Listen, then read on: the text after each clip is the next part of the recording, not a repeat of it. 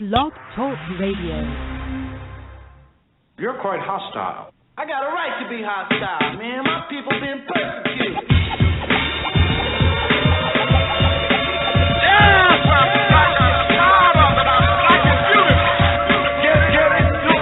Revolution is not an event, it's a process.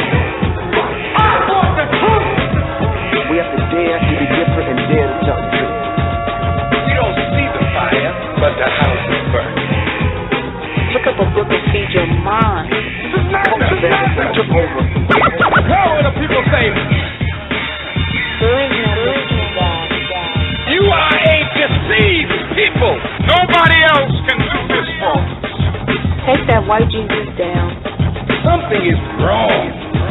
Do the research like we do research, you'll be convinced also. Turn off Fake Housewives of Atlanta. Continue to raise the intellect and the consciousness of the human family. Professor Griff knows. So I ain't no coach.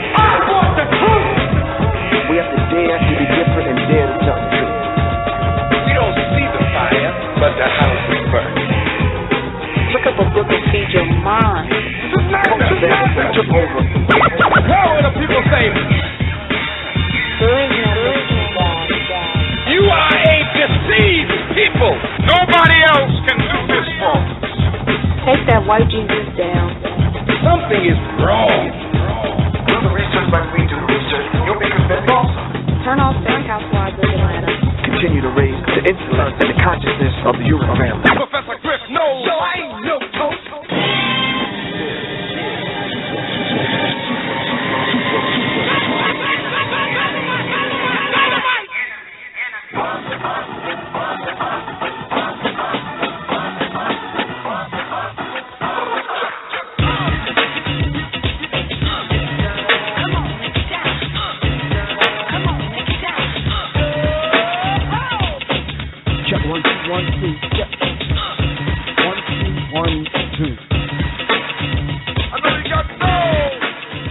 One, two, 1, 2. Yes. All right, that's not a safe limit. All right, check 1, 2, 1, 2. NMEMINDZ Radio is in full effect on deck. Professor Griff and Miss ZaZa Ali. This is NMEMINDZ Radio on your Minds Matter Blog Talk Radio. Network, where matters of the mind matter. Greetings, family, peace, hotep, shalom, assalamu alaikum, abibia folie, alafia, black power, what's poppin', what it do, what it be, what it smell like, what's good, good evening, and as Pam Africa say, on the move. This is Enemy Minds Radio with your host, Professor Griff and Miss ZaZa Ali, as soon as I open her mic up like that. How you doing, sister? Peace. I'm doing Peace, good, brother. Music is kind of loud. Can you turn it down? All right, hold on for a second. Thank you. How's that? That's much better. Peace, brother. How are you? I'm all right, maintaining. All right. Fresh off a flight. Fresh off of a flight from Baltimore. Fresh off a flight, doing the damn thing. That's what's up. Peace to the gods and goddesses. Peace to the RBGs. Peace to the Pan-African family. Peace to the Rastafari. Peace to the Black nationalists, the Moors, the Hebrew Israelites, and the Native Americans, as well as the original family covering every 196,940,000 square miles of the planet Earth. All right, this is the show where minds produce minds that produce minds that produce. Great minds, because minds matter, and we are souls in search of souls that are like minds, like mine. This show and every show is dedicated to all those that are dedicated, given to us by our good brother, Dr. Reverend Phil Valentine. That's right, and we were taught by Sister Amy Garvey to stand on our own 2 feet and fight like hell for our place in this world. And we're definitely standing on the verge of getting it on, to stand on our 2 feet and always moving with the left foot forward, trampling evil before your heart follows, as Ashua Kwesi teaches us, because revolution is complete, constructive, conscious, cosmic change, and we're here to bring about a mind revolution. Revolution is when women give birth to men, spiritual, emotional, and mental revolution. It is through the womb that man perfects himself, and it is through love that man and woman is truly transformed. And yes, you can be whatever you want to be in this world's life on your way to becoming gods and goddesses, having a human experience called you. It's taught to us by Professor James Smalls. And that was also taught to us by the Honorable Elijah Muhammad, just in a different language, with different language. Heaven and hell is a state of mind, not an actual physical place. We build minds and hurl truth and falsehood, destroying and rebuilding. All right, this is Enemy Minds Radio. When your minds matter, Blog Talk Radio Network, where matters of the mind matter. Our aim and our mission is to raise the vibrational pitch of our thinking into the mind of the Creator, as taught to us by Tanetta Muhammad. And also to raise the consciousness level of the human family and replace racism, white supremacy with justice, so that we can live in peace on this planet that we affectionately call Earth. The call-in number is 347-633-9644, so hit us up. We definitely want to hear from you tonight, family. This is a very timely and touchy and sensitive topic, but we're going to get it in tonight. So in the spirit of our ancestors, to whom shoulders we stand on, we simply like to say Ashe, and Ashe simply means so be it. Tonight we got a very special ancestor that we want to call down this brother's spirit. And I'm kind of choked up because there's so much I could say going into this particular section right here, in order to try to give credence and just due to this brother's legacy and what this brother represents and should represent in the hearts and minds of our people.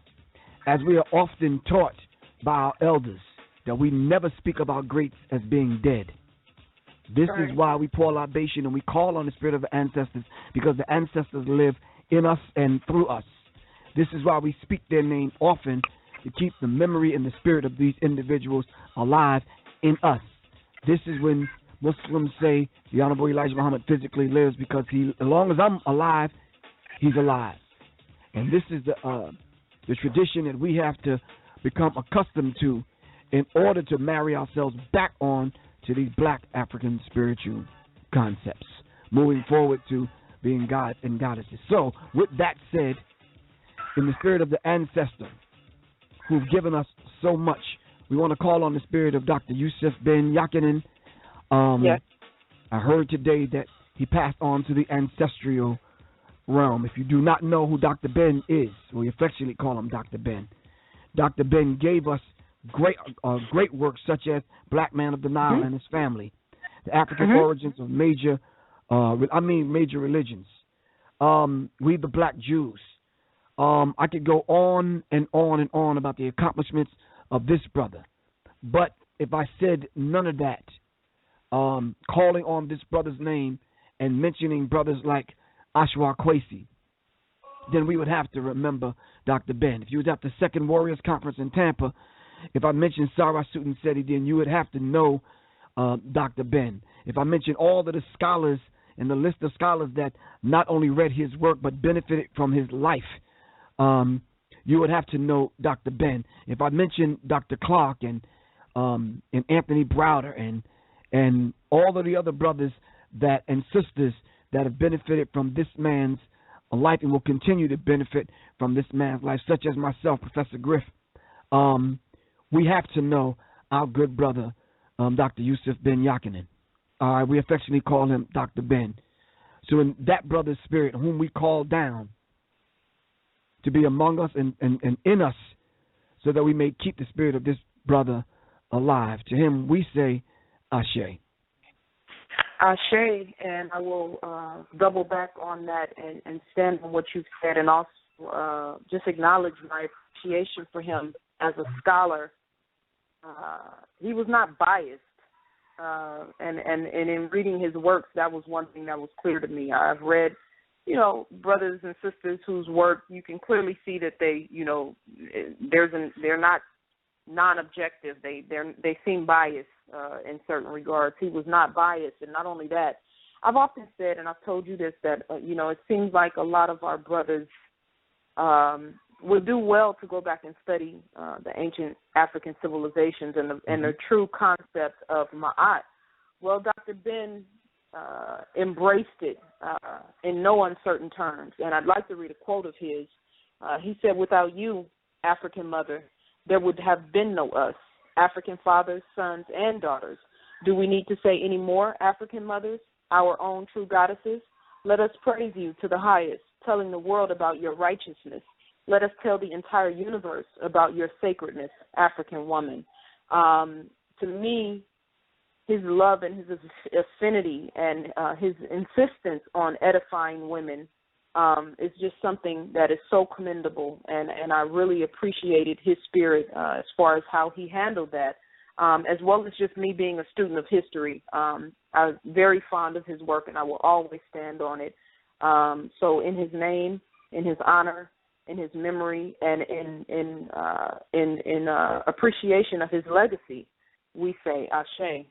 Ashe. And in the spirit of all those prophetess, messengers, and guides who came to us in the person of great women, rolled up into great men, into all those unknown soldiers that have fought, bled, and died for the freedom, liberation struggle of our people here in the wilderness of North America and throughout the Black African diaspora, we say Ashe, Ashe, Ashe, Ashe, Asheo. If you'd like to contact us, you can contact me, Professor Griff, at Real Prof Griff. Just tweet me at Real Prof Griff. My email address is professorgriffpe@gmail.com. If you would like to text me or call me, my phone number is 678-557-2919. You can hit me up on Facebook. If you were in the chat room, just give me a second. I had to reboot my computer. I'm going to relaunch the chat room right now, so just give me just a second. But if you would like to reach me, I'm on Facebook through our NMEMINDZ Radio page. That's NMEMINDZ Radio. We're also on Twitter at NMEMINDZ Radio. Our email address is minds, MINDZ, BTRS@gmail.com. You can email us about information regarding upcoming events, DVDs, lectures, books, etc. Also, just for the people who placed orders for the DVD order, if you have not gotten your shipping confirmation yet, just hold tight. I'm in California. Griff just came back from Baltimore doing a lecture at Bowie State. We both kind of been, traveling a lot, but we will get those DVDs out to you in the next couple of days. And if you have not placed an order and you do want to place an order, if you get it in by, let's say, tomorrow night, we will honor the order because we have to get back and get all of the remaining orders done. So just sit tight. We apologize for any inconvenience. We've both been traveling, but we will take care of that in the next couple of days, excuse me. I was reading some information. Well, I'll say that in a minute. Let me do the shout-outs. Shout out to the General, as always, holding it down. And when we say General, we know it means general, but in general, we want to salute the General, our good brother Shakir, holding it down. Kanita Lindsay was one of the first ones that sent me the information about Dr. Ben. Thank you, sister. Really appreciate that. Our good brother Jamal. Yeah, Jamal, that was my bad, bro. As they say, I don't really say that, but I heard someone say it on the plane today. I thought it was kind of black because it came from a white dude. Anyway, thanks Jamal for the flyer. Really appreciate that. Minister Paul Scott Society, Khalid El Hakim, Black Dot King Simon, Darren from Darren, State of the City, Mohammed, Siddiqui Bakari, Smooth Matty Matt, Jay Woo, Smooth Matty Matt. I know you called me, bro, but I was on the plane, man, so you got to hit me back. B Son, and as always, my man, John Trey. Yeah, Sonetta and King Simon ZaZa was trying to reach you through me when I was on stage last night, so my bad if you're listening. I was supposed to tell you to call King Simon or send him something, he said. I don't know. Yeah, I got to hit King Simon up. I was in the middle of, I'll do that tonight. All right, cool. Red and Blue Pill. Y'all check out Know the Ledge on Blog Talk Radio. What nights do they come on? They come on Tuesday and Friday. Tuesday and Friday. All right, cool. My man Arcus Son at bragz.com. That's BRAGSE. Y'all check out Bragz. You know the ZaZa net neutrality is already kicked. They're debating on whether or not to start taxing people for emails and attachments, and they're trying to regulate and control the internet. Everyone. Well, and just so people are mindful, technically they're already doing it, but at this point, the sponsors are who's paying the cost. So when you're in your Yahoo email and you see, a Macy's advertisement for some jeans that you looked at, a week ago, they're being paid for you to use your email. So pretty soon they're just going to flip it. But it's already underway. So, yeah, we need to be very mindful of making sure that we have access to our people with or without this medium. Right, and that's why it's so imperative that we build websites and we control our own servers so we can control our own flow of information if we're going to continue this show and any other show that we decide to do. Arcus Son is actually doing that with what he put together over on bragz.com. It's BRAGSE.com. Go check him out. It's a beautiful, functionable, practical, simple website. So it operates something similar to Facebook. It's where we can communicate. I won't say communicate in private because they always listening. Shout out to my man, Brother Rich. Sorry about last night. I was just getting off stage at 10, 11 o'clock. Had some pictures and some autographs and just, standing out in the cold and the cycle building with students. Man, I would like to take some time to tell the people about that, but we have a guest tonight, and I don't want to take the vibe somewhere else. So shout out to Brother Rich. Check Brother Rich out at Black Magic 363. We were gonna talk about Dame Dash in his monumental, I call it, interviews that he's been doing. Shout out to Dame Dash. I have a different view of the brother. The brother definitely laid it out. And he's talking some real sense. You understand what I'm saying? He's basically letting y'all know I'm tired of being owned. He asked them brothers at the radio station, he says, look, now how long y'all been here? About like 20, 25 years, 5 years? Y'all should be owning the damn station. You still got a job. Right. He says, I'm not trying to do that. Nah, I'm trying to own mine. You understand what I'm saying? Shout out to Dame Dash. Maybe we can find a way. Maybe we could find a way to still do that this week, if possible. Okay, we can do that. Definitely. We can make it happen. Cool. Call Brother Rich and say, look, man, we got an emergency session we need to do, bro. Yeah.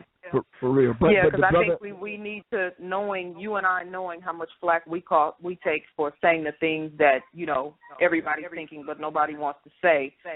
We can only imagine the kind of heat and flack that he takes in his own personal as well as professional life. So we definitely want to let him know that we support him to that in that end. And on as far as what he's doing, he's talking that, Elijah Muhammad talked about the white man never taught us the science of business. Well, that brother's talking about the science of business. And a lot of us really need to sit back and take note to what he's saying, not only about being self-employed, but as well as the people, the culture vultures, the vampires who are becoming billionaires and billionaires off of our culture. Right. But you're like trillionaires because we don't, somewhere in Uzbekistan, we don't know if some rap music is being played because ain't nobody over there to call us back and tell us.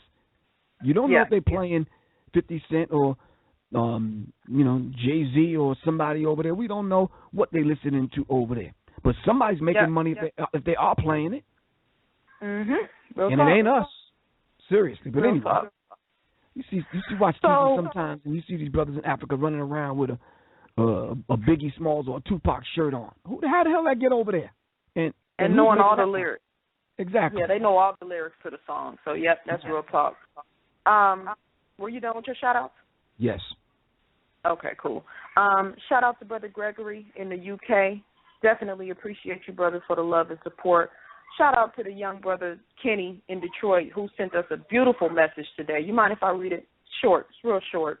Yeah, he said, Hey, Sister Zaza and Brother Griff, I just wanted to say I'm a young black teen from Detroit, and I listen to every interview you guys do.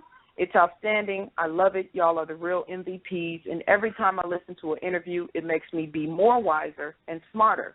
It makes me think about life and what I can do to make my race better. It's people like y'all that give me hope and encourage me to do better and be a better person. Not Obama, not Al Sharpton, not Jesse Jackson, but y'all. I want to thank y'all from the bottom of my heart. Thank you, thank you, thank you. Keep shining. I said keep shining, but that was Brother Kenny from Detroit, and that was a beautiful message that just warmed my heart today. I sent him the information to the Nandi's thing that we're going to do in April so he can be in the building so we can meet him personally. Because you, young brother, inspire us just as much as we inspire you. And we love you and keep doing what you're doing. Shout out to Tex Vor, always in NMEMINDZ Facebook page, dropping jewels, dropping seeds of information for the people. We love you and appreciate you, brother. Shout out to Johnny Breezy out in Chi-Town. We'll see you in a couple of days, brother. He sent us another very just beautiful message about the inspiration that we provide for him and, inspiring him to do for self and make sure he has his own business. He's doing the electrician thing. So we love and appreciate you, brother. Real quick, I got to say this. Sister Chloe. So on Thursday, when I read her question about Elijah Muhammad as well as about the Moors in Spain, we came off a little rough around the edges, and I thought about it later before she even said anything about me, that it probably seemed like we were coming off to her as being, defensive or having a posture, an attack type of posture. And she wrote me, and, of course, what she said was in line with what I was already feeling. So, sis, I just want to apologize to you if it came off that way. We did not intend to be harsh with you.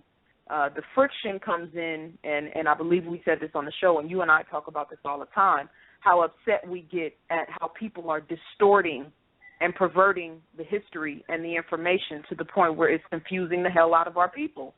And I that goes for Malcolm X too. And I gave the example of why Malcolm X being upset with Elijah Muhammad but accepting Prophet Muhammad didn't make any sense, even though that's a different comparison. But, I wrote her a long message today and responded to her and just told her, there was a point in time on the planet Earth when everybody was black.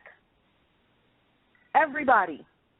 Right. So, from that position, then we start to move backwards to when the Europeans came on the scene, when this whole concept of mixed blood and variations of different people and all these different things start to add up. But, I told her don't get stuck. There's a lot of our people who are stuck in this mindset of what everybody did to Africa. we're at a point now that we've digested the history, digested the pain and the torture and everything that we went through, that we have to start looking at what Africa did to Africa. Right. Just as black people in America, we got to start looking at what black people in America are doing to one another. There's so many traitors amongst us that we could look back in the last 100 years. You know, it could fill this whole room up if we talked about the names. So I just want to say, you know, we always seek to enlighten and elevate our listening audience, and we didn't mean to come off as we were attacking you, sis. I understand you have every right to ask the question. You know, if somebody came to me and asked me, was my father a pedophile, it would be a problem.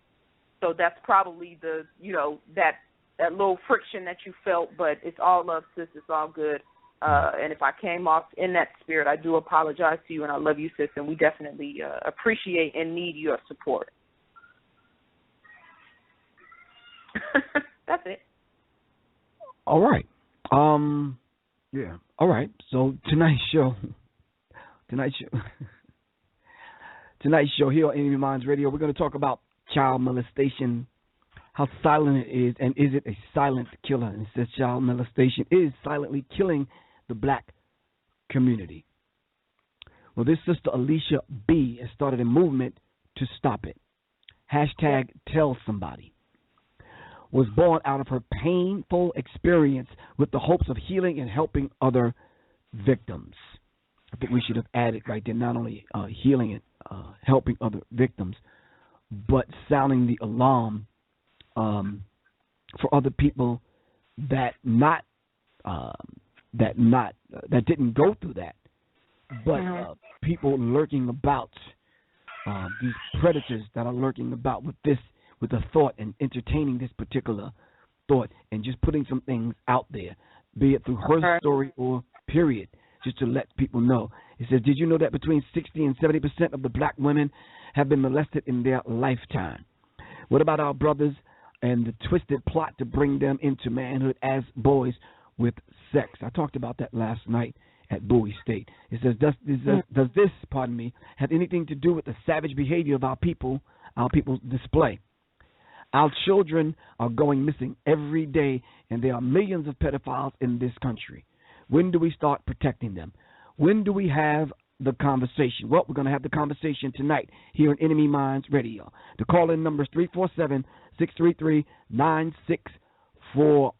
Please jot the number down, text someone, call someone, put a little message in a pigeon's hoof. How else do they get messages? Whatever you got to do, contact someone and let them know that Professor Griff and ZaZa Ali are on. One last thing I wanted to say about Dr. Ben, unless you have something to say? No, go ahead. I'll come after you. Dr. Ben said, dipped in chocolate, bronzed in elegance, enamored with grace, toasted with beauty. My Lord, she's a black woman. Men hearing that. I wonder how men feel hearing that coming from a brother who's been an elder ever since I was born. Coming from a brother whom hundreds, if not millions and thousands and millions of people have sat at this man's feet and extracted these particular lessons from this brother. I heard one brother say when he first heard it, Dr. Yousef Ben-Yochannan said, from the lips of Ashwa Quace, he said, heaven is between the legs of the African woman. He said, man, why would that old man say that? I said, excuse me, brother?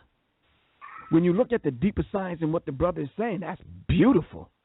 When we talk about the macro and the micro womb of the black mother goddess, that was the reference point when I first set out,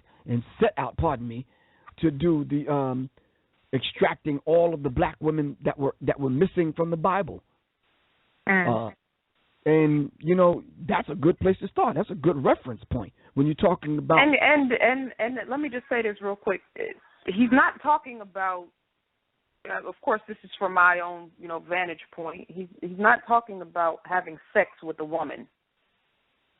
I think people automatically revert to that because that's the mind that they have, ZaZa. Yeah, that's the mind they're bringing to it. When I in the opening that we do, when I said it is through the womb that man perfects himself. So when we talk about giving life, and bringing children into this world. And as you studied yourself throughout your lifetime, you've seen your flaws, you've seen the things that your parents and society imposed on you, which created negative aspects of yourself. You can perfect yourself through your children, right? But it is only through the child, through the woman, that man is able to perfect himself. And then also the aspect of caring and loving and nurture the woman provides. I was talking to you, and I had a thought, and I said, well, if it is the man's role to protect and provide for the woman, then does that mean that man does not really reach the pinnacle of manhood until he finds that right woman? And I had to humble myself and submit and agree. And most men will look at that, man, you just being a punk, man. You saying that because you like ZaZa. But I've been hearing that so much. I'm whipped. I'm all this other kind of stuff, and it's like they don't even know our relationship and how we vibe with one another. I have no idea. Yeah, just on the sidelines, just talking. But anyway. You ain't got nothing to do. But anyway, so can we real quick before we go to commercial break, and then we're going to bring the sister in, can I read this message from this brother in the Virgin Islands? It's relative to the conversation. Mm-hmm. So his name is Thomas Jean Jacques. I remember the brother, we've conversed back and forth for years, but he said I've been a firm listener to the show from its debut. I think it was America's Greatest Hits with only Griff. Automatically, I appreciated the show because I consider Griff as one of my teachers. Never physically met the brother, but I'm definitely a student. Peace, God. Fast forward a few shows in, ZaZa, you came on the scene as co-host. Of course, you brought the balance, the much-needed boisterous feminine energy. The more you spoke, the more I grew in love with your headquarters of wisdom. I'm from the Virgin Islands, and at that point, I just wanted to spread the show all over the islands on the block with the brothers.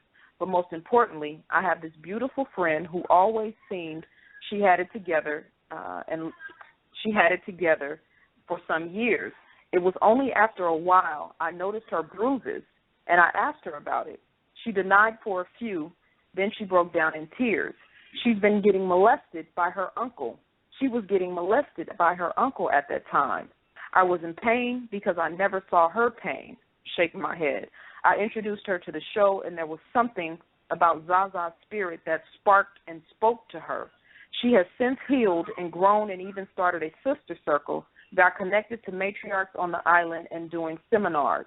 She often quotes you during those meetings with the young sisters. This is beautiful. My apologies to be long-winded, but just wanted to share the impact that you both are doing.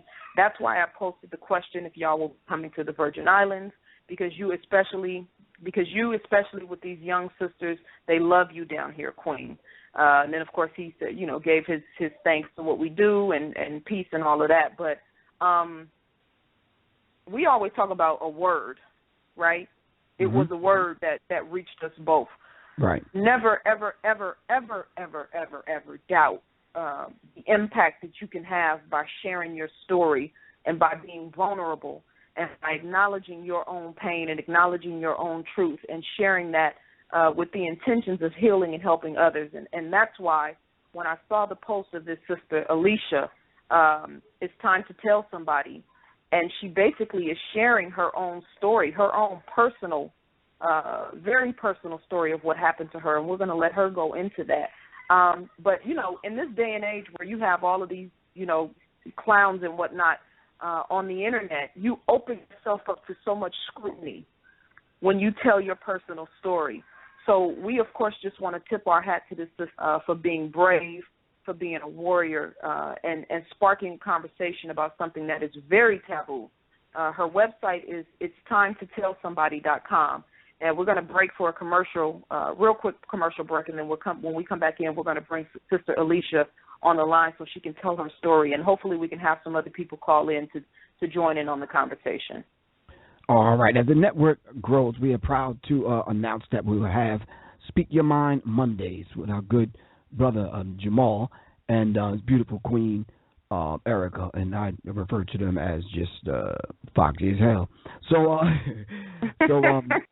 we're working on developing their show.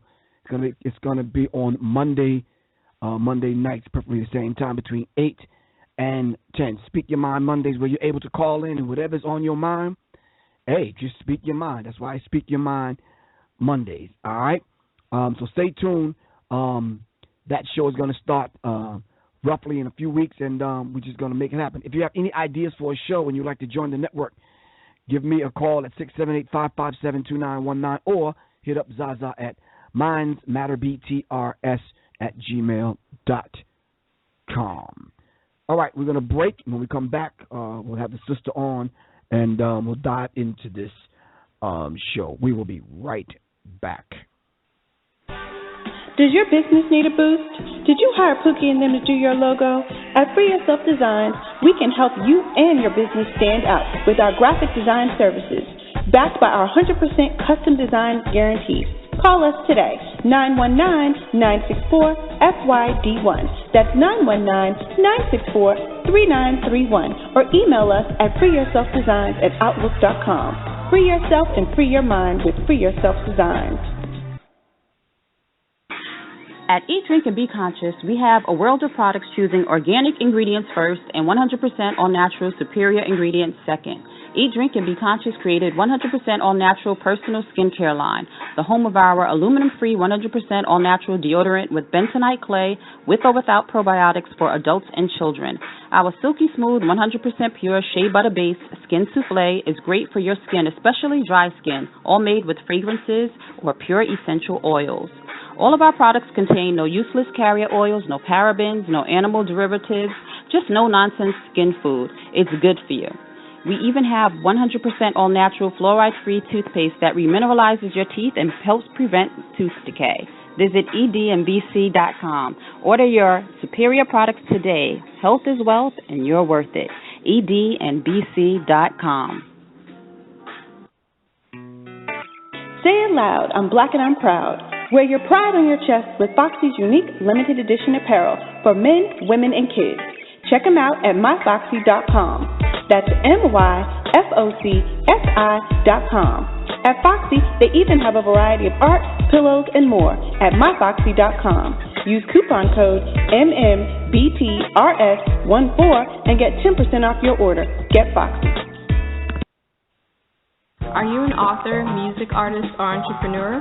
If you have an amazing book, brand, or vision you want to see come to life, contact Yousef, a Brooklyn-born artist specializing in original Afrocentric hip-hop and cultural artwork for books, logos, CD covers, apparel, and more to fit your unique taste. So email artist@uthzen.com, ARTIST@UTHZEN.com. Visit online at uthzen.com or call Monday through Friday, 9 a.m. to 4 p.m. at 646-362-3370. That's 646-362-3370, and make the visual as one of a kind as you are.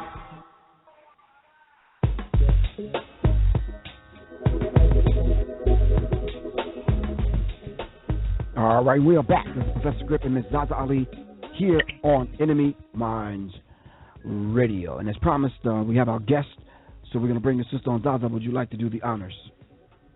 I would.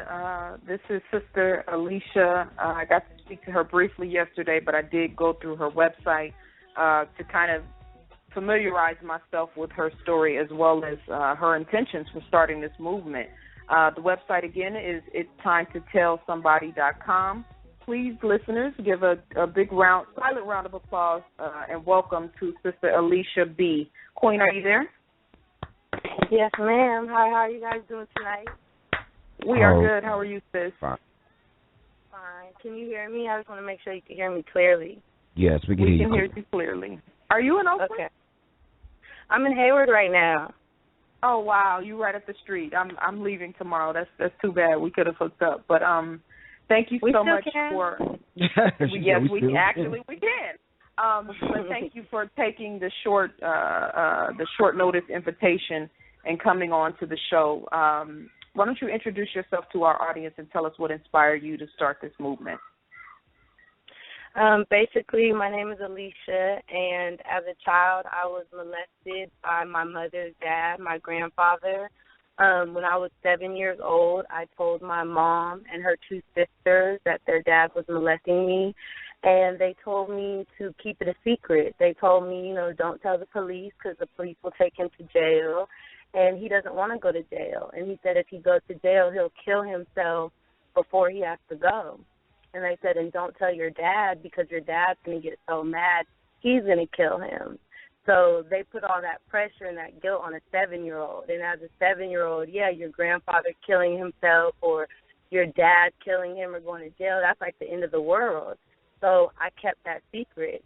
And my mom still continued to bring me around my grandfather. Like, she would let me go over there during the summertime when she needed babysitters. And the molestation, yeah. So that's really when molestation happens, you know, when parents are dropping kids off getting babysat. So the molestation continued for years and years after that until he actually caught a rare lung disease and he started getting sick. So he was, you know, walking around with an oxygen tank. So he couldn't really, you know, continue the molestation. But basically, I've always wanted to do something with kids. I see the innocence in them, and I've just always loved them. When I was younger, I was a babysitter.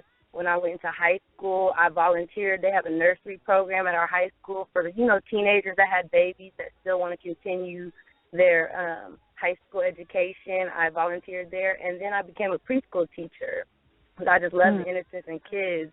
And so now as an adult, I just realized that it's time to tell. And so I actually made a video. I have a 5-year-old daughter. And I told myself, of course, I need to teach her about her private parts because as a child, my mom never taught me about my private parts. So when my grandfather used to touch me and he told me it was okay to do that and that people who loved each other did that, if I would have known that it was wrong, if somebody else would have taught me that that was wrong, then I would have told him, even at 7, no, don't touch me there. And I'm going to tell my mom if you keep doing it. So because I was never taught that, I taught my 5-year-old daughter that. And we actually made a video where I asked her where her private parts were, and she pointed to them with clothes on, of course. And I asked her if someone touches her there, what should she do? And she said that she was going to tell them, no, don't do that, and she was going to come tell me. And that video actually went viral, and hundreds of people started writing me and just telling me that they appreciate my video because they watched it with their kids, and then they explained to their kids about their private parts. So some parents didn't know how to approach talking to their kids, but through my video, they just sat down with their kids and watched it. And so I started the TellSomebody movement because after 20 years, I just now, a month ago, told my dad what happened to me when I was younger. And I feel so much better from telling him because now I'm able to make these videos and help other people, something I've been wanting to do, but I never did because I didn't want my dad to find out. And so now that he knows, I'm able to do this, and it just feels so much better, and I just wish that I had the strength when I was younger to tell somebody. You know, I did tell somebody. I told my mom and her 2 sisters, but they neglected me, and they let it keep happening. And so my movement is to tell. We need to give these kids enough strength to feel like they can keep telling and keep telling and keep telling. So on my website, I'm actually selling TellSomebody shirts. I actually made one just for me and my daughter, but then when I posted it online, I had so many people write me and tell me they wanted one too. I started making them for everybody. I didn't know and realize how powerful it was until people started writing me, and it's really a deep, deep topic that people, don't want to talk about. But I'm here to talk about it, get it out there. Well, let me ask you something, sister. I'm just curious. From a perspective, I guess I would have took the position as your dad took. Like if you would have told me and I was your dad, dude would have been taking dirt naps for real. It's just one of those things that men, we automatically think of somebody molesting our daughters. That's something on a whole different level. But my question I want to ask you. When you did tell your mom and your auntie, when you did have that discussion with them, I'm not talking about then. When you were mature and you were older, did you ever have the discussion with them again? Well, see, that's what another good point that I wanted to bring up is when you get molested as a child, and people tell you keep this a secret, you get brainwashed, and you get brainwashed as a child. So I actually read in a Survivor book that when you get older, your mind frame stays at the same age of which you remember getting molested at. So even as an adult, I still looked at it from a child's perspective. When I told my dad about it, he told me, you're not mad enough. You're not mad enough that this happened. And I didn't really understand what he meant by that, but that's because he was looking at it from an adult perspective, and I looked at it from a child perspective. When I got molested as a child, my mom told me, oh, I talked to your grandfather. He said that the devil made him do it, that we're going to give him a Bible so he can start reading the Bible and he won't molest you anymore. And she made it almost feel like he was the victim. Like, even though I got molested, here my grandfather is, and he's a sick man, and now I have to almost protect him by keeping this secret. So I almost looked at it like he was the victim. So, yes, now that I'm older and I told my dad, I actually have called my grandmother and my mom and my aunts to confront them.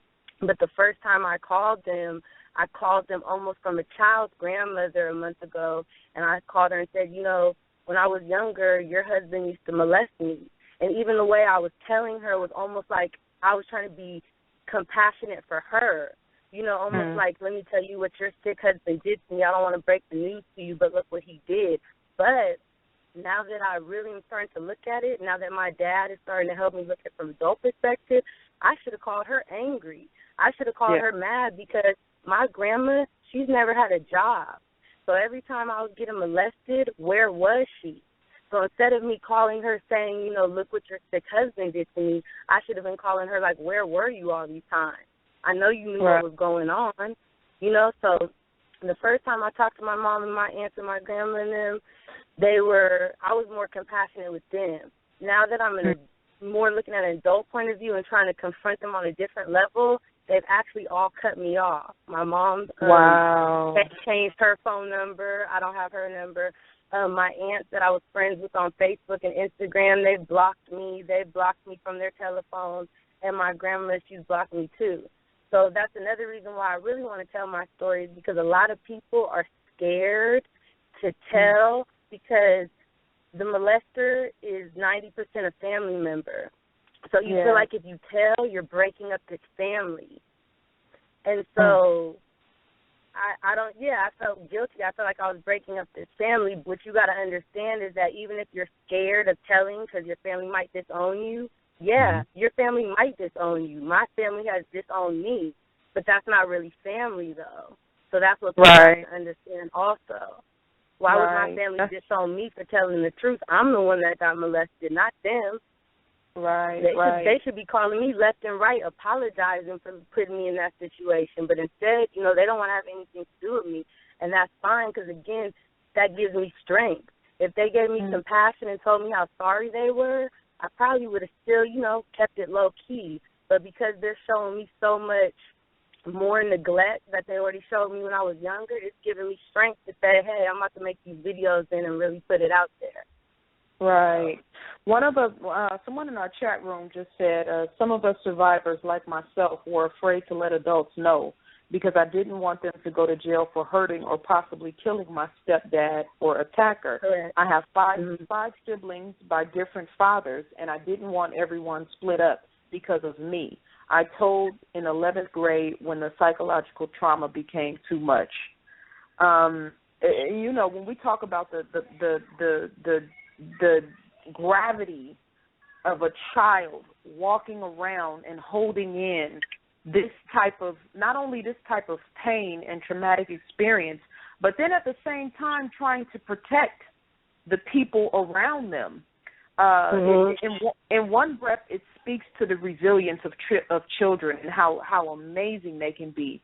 But then in another aspect, you know, you talked about your mother and your auntie. I've heard this so many times. I was doing an interview with a brother, and they were asking me about the condition of black women today and talking about how many of these sisters have been molested. And I keep hearing I told my mother or I told my whoever was in the household, and they just told me to be quiet. I've heard that so many times now. Mm-hmm. In your dealing with all the different people you come in contact, and even you said you read a book about molestation, what do you think is at the root of a grown person, a family member, a mother, somebody who's supposed to protect you, not wanting to really protect you from a monster? Well, that's a good point. That's what my dad said. My dad said something must be wrong with my mom. She must be sick in the head, because he knows mothers that will jump in front of a bus to save their kids. Right. So it really gets real deep, to be honest with you. I'm going to be honest with you because I want to be completely honest about my movement. My mother and her two sisters, they were actually molested also by their grandfather, which was my grandfather's dad. Wow. So that's what I was thinking. I was thinking that. Yeah, and even when I talked to my grandma, that's how I started my conversation off with her first. I said, your kids were molested when they were younger. What did you do when you found out? And she was like, oh, well, we didn't really do too much. We just made sure the kids weren't alone with him anymore. But we didn't tell the police. We didn't even tell his wife, because back then you sweep stuff like that under the rug. And that's the problem, is everyone wants to sweep it under the rug. But I'm here to take that rug and shake it out, because you got to tell. Burn the damn rug. Yeah, burn that rug. And then even with my mom, that's what really hurts my feelings, is because I was molested when I was younger. So the first thing I did, especially when I found out I was having a girl, before she was even born, I knew I was going to teach her about her private parts. So even my mom being molested and her sisters being molested, her having me as her first child and her first girl, she should have taught me about my private parts. Right. So right. I don't know. Let me ask you something. They actually I'm sorry, what did you say? No, go on. I'm sorry. Oh, no, when I was speaking to my aunt a couple weeks ago, because I actually sent my submission to the Dr. Phil show, and the Dr. Phil show said they want me to come on and they want my family to come on. So I asked all of them if they would come on with me, and that's when they all changed their phone numbers and cut me off. But one of my aunts told me that they just have a lot of dark secrets in their family. So if she's not talking about my situation, then they must have a lot of other deep secrets and stuff. Yeah.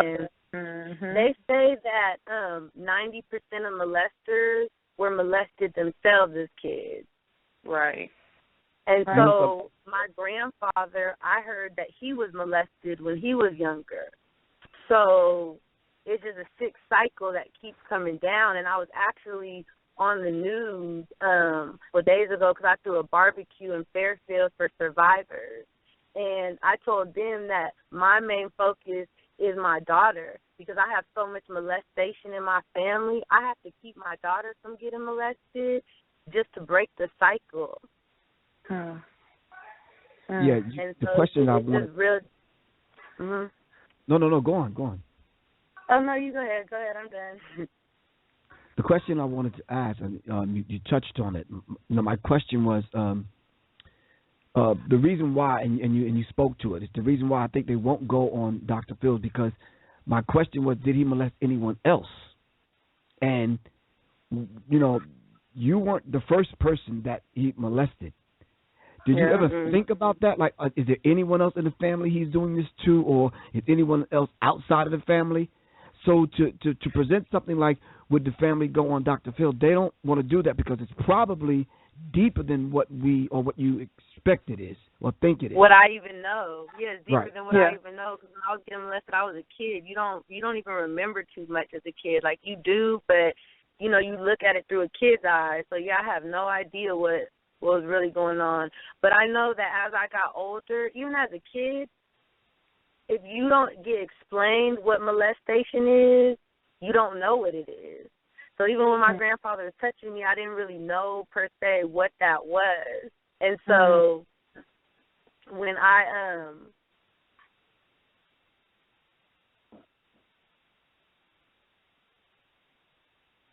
Are you there, sis? Griff? Yeah, I'm here. I think she went out. Okay. Her phone dropped? Yeah, I think her phone her call dropped. It's her cell phone. Okay. Hopefully she'll call right back in. But one of the sisters in the chat room said, I so understand her story. My grandmother's husband raped my mom, my aunt, me, my sister, and my mother's friends. So let me ask you something, Zaza.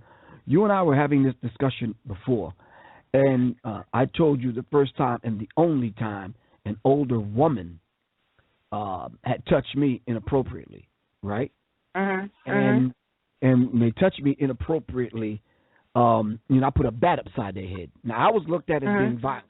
I got sent to talk to the preacher and the pastor, and there's something wrong with him. He's violent and this, that, and the other.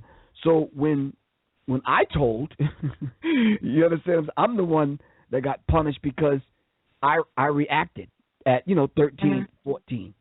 So that I got questioned like, well, how would you know to take a bat up somebody's head? I said, wait a minute, how would that person, probably twice my age, know to fondle a little boy? And then after thinking about it,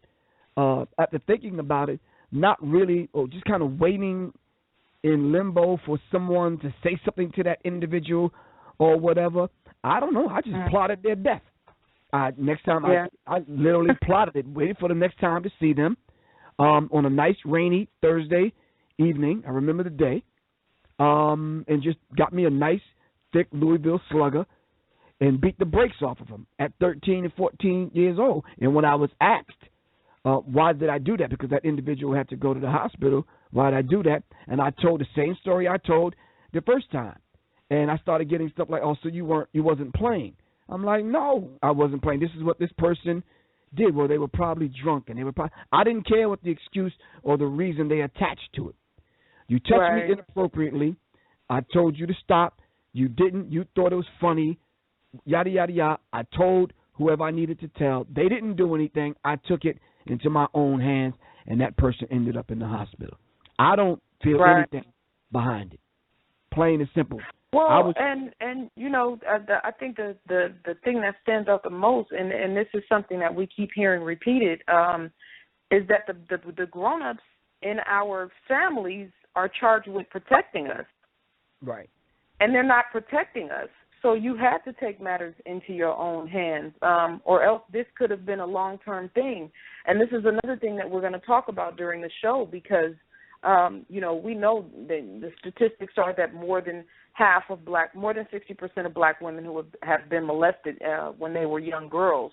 And it's probably much higher than that because a lot of the young girls never tell anyone, or if they do tell, it's being hidden under the rug. But this is happening to a lot of brothers as well, as young men, as boys.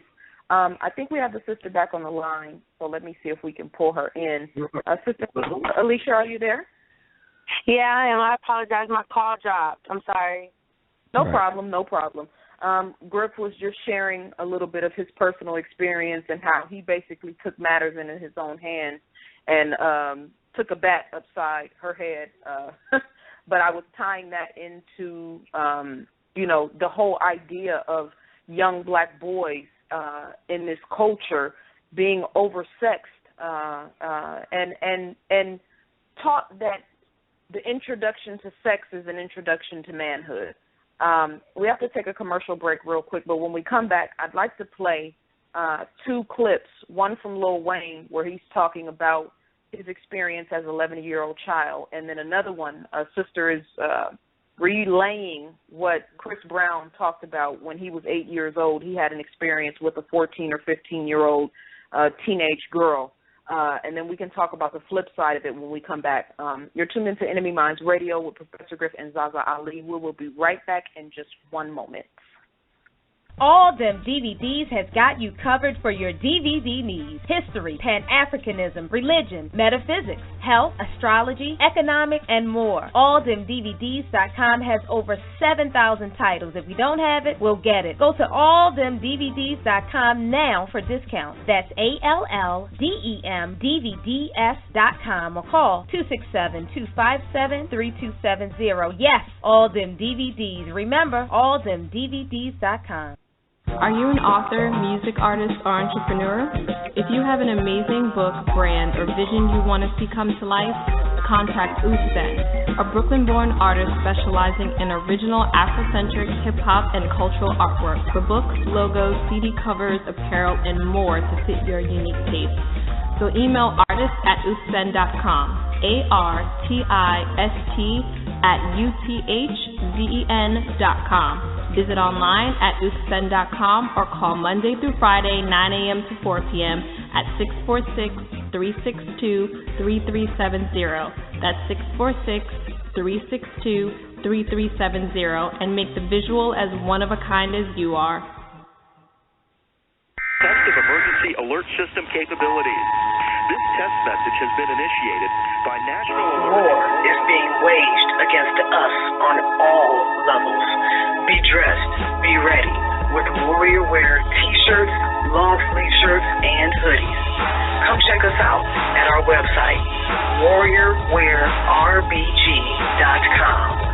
Again, that's warriorwearrbg.com. Get your loved one out of jail. Express Bail Bonding Company is located at 236 Forsyth Street, Southwest Atlanta, Georgia, 30303. We provide professional and courteous service with getting your loved ones out of jail fast. We are open 24 hours a day and provide service in the surrounding Georgia counties and the United States. Call us at 404-522-3201. Again, that's 404-522-3201. Once again, that's 404-522-3201.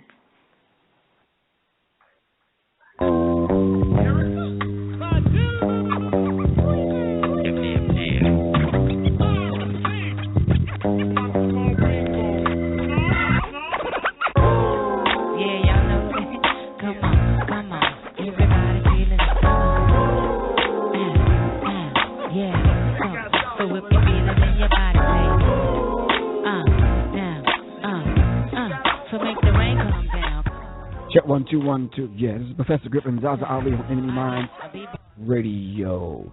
And thanks for tuning in, brothers and sisters. The call-in number is 347-633-9644. All right. We're going to load up a couple of clips and we're going to play. I think we need to. You want to start off with Lil Wayne. You want to start off with Lil Wayne, Little Wendy, Little Weezy. Hold on for a second. All right. We're going to, someone said you need to stop calling him Little Wendy, man. You know his situation and what he came from, so do the man some justice. Allow him to grow up. Did I tell you about that text message I received?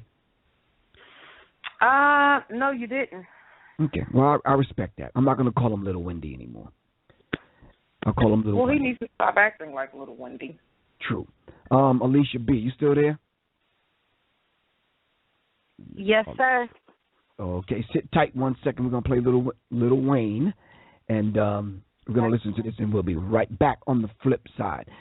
This is NMEMINDZ Radio, Professor Griff and Miss ZaZa Ali. Hey, man. What you laughing at, man? How you get that? You get that? You understood that? You sucking on clips over that butt? They can't on that motherfucker. That nigga. Oh, yeah, it's what? 18. Huh? Oh, my God.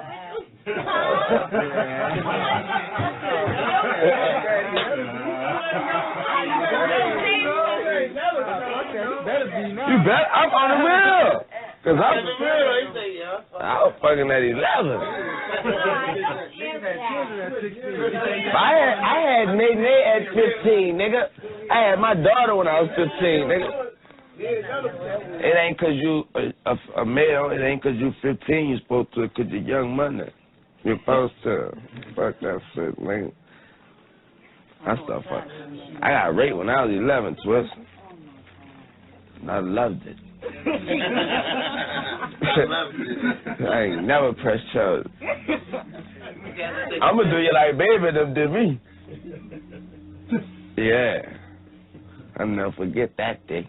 Yeah, no, they was all in the kitchen. I was scared. It was cool. There was about this many niggas and shit, too, in that bitch. I never forget the word. Suck la wine, let dick. Everybody sitting on the couch. Everybody in that bed. That nigga was like talking. Girl with your good dick. Girl, you know you took with your good dick suck and have boy that bitch suck on nigga. Have a nigga suck la wine, let dick. I'm sitting there like, sure, yeah. Suck up. I ain't never had this happen. In front of G. Oh my God, that was the best ever, boy. I walked out that bitch, I felt like I killed 5 niggas, ran through 3 banks, boy. You don't understand. I was a different man after that. I was Lil Wayne. After that, yeah. Lil Wayne. Exactly. Let me just say real quick, I should have, prefaced the video, letting everybody know that there was going to be some very vulgar language. I apologize for that. I had already heard it some time ago, so I didn't listen to it again tonight. So please excuse me. I know we have people who listen with their children. I apologize for that. But this is a very graphic subject. Before we get into responding to that and the Chris Brown thing, there was an article posted in the Jamaica Observer, and it says Jamaican women raping young boys.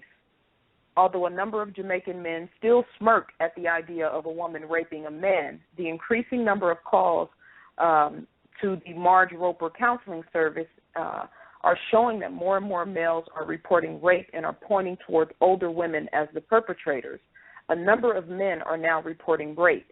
Men who are in the 16 to 20 age groups are reporting rape, and men in the 30 to 35 age group are reporting now that older women raped them when they were younger. This is nothing new. Older women have always been having sex with our boys.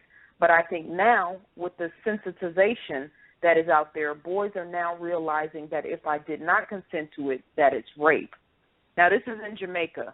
And I know we have some listeners who are in the Caribbean who are listening to the show.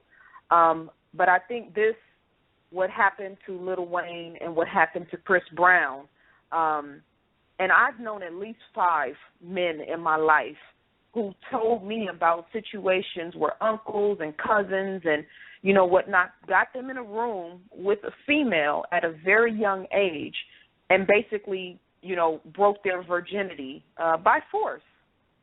So, Griff, if you could, and we'll pose it to Sister Aleesha, what is it to say about a culture and uncivilized people to put our sons in that position and then to make them think that that's manhood just because you can have sex?